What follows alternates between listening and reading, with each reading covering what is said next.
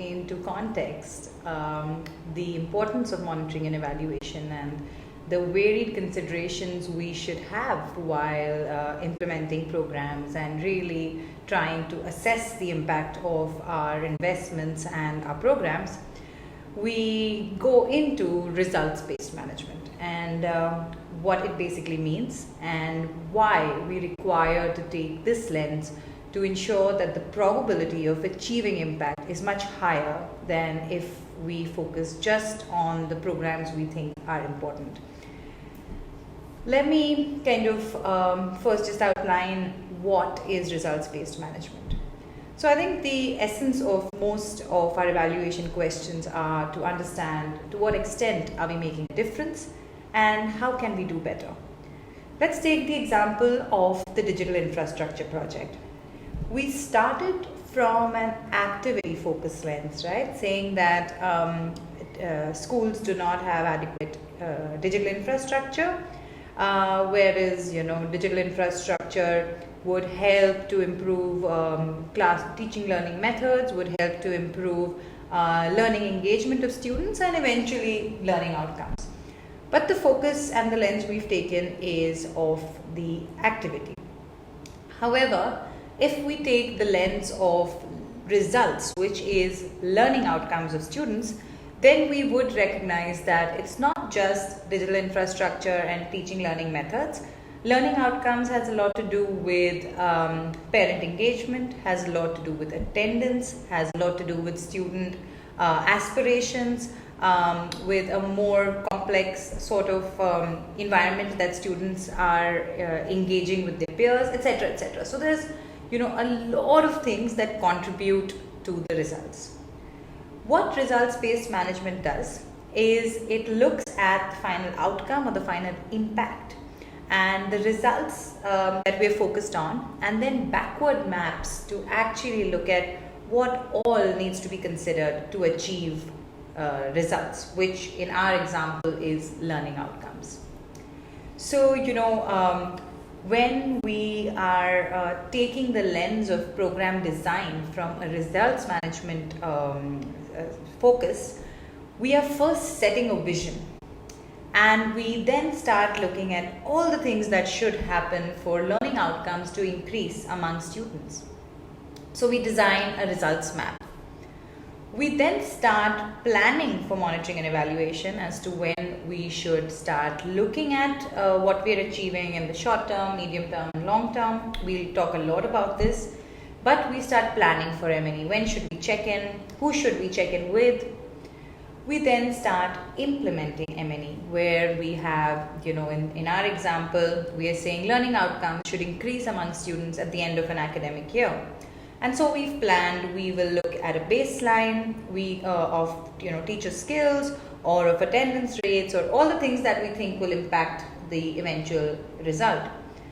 So we then start conducting our baseline, we do regular monitoring, and we then get certain data that is telling us whether, or even at the end when we do an end line or we do a learning outcome study, we are implementing M&E to get certain data which is giving us information to see if we are achieving those results, to what extent and how we can actually do better. We then start managing and using monitoring and evaluation to again relook at the vision, to again see whether there's anything more we need to do for learning outcomes. For example, we realize that attendance has increased. Teachers now have much more innovative ways of student engagement and teaching methods.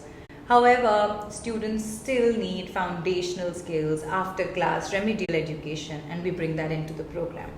So this kind of puts, what I'm trying to drive home, the point I'm trying to drive home is, let's not focus on our activities, but let's focus on our results.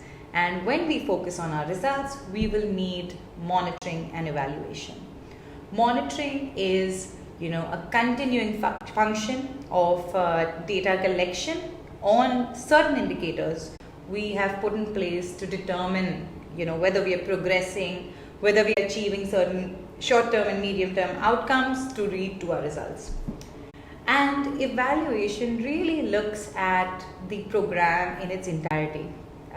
It looks at how the program's been designed, how it's being implemented, and what eventually is it resulting in to, or rather, what are the results of our intervention, and really understand why or why not we are achieving what we set out to do. This is a very typical results chain, and when we start talking about the theory of change, you'll see how it's not as simple as this. It's not about it's not just about the money and the time you're putting in and the kind of activities and products that result from your investments or your resources. But there we are operating in a very complex environment where impact is dependent on a lot of other factors. But let's just look at this to start off with. I think this is one of the most, whenever I do a training, this is one of the most complicated concepts that people are trying to wrap their heads around in terms of what's the difference between an output and an outcome and then impact. So, the easiest way to understand this is to look at inputs as the 3 M's: man, money, material, or human resources, money, and material, which is used to implement certain activities. What results from your human resources, money, material is the events, services, and products, which could be also synonymously understood as your activities. So the products and services that result from the completion of your activities. Outcomes are usually looked at in the short and medium term, wherein you're looking at knowledge, capacity, some sort of behavioral change. And the larger goal or the larger result, which is more long term, which could be positive or negative, or indirect or direct or indirect, is your large scale change, which is looked at as impact. If we take the program in a very simplistic fashion, the case study that we looked at in a very, very simplistic fashion, we would see that inputs in this case are budgets for computers, the program staff deployed to train the teachers, the curriculums that we've put in place. These are all the inputs. The outputs are basically the services that you offered as part of this program, which is the number of teachers trained, your number of schools with computers. If you remember, the outcomes are more in terms of knowledge and some sort of behavioral change leading to eventual impact. So in this case, we would say the teachers who have improved digital skills is an outcome. The number of classes now using digital infrastructure and computers is an outcome. And of course, it could also be that because now classes are more interesting, students are attending school more often and more regularly. The result of the budgets we've put in, the program staff deployed, the teachers now trained, the schools with computers, in more innovative classroom teaching has resulted in improved test scores.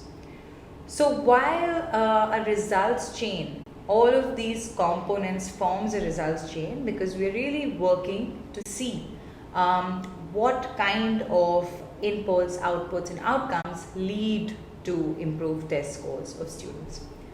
So this is just to kind of give you a very, very overview on, where does monitoring and evaluation fit in and why you should take the lens of a results chain framework while strategizing, designing, implementing, monitoring, and evaluating your programs. Thank you.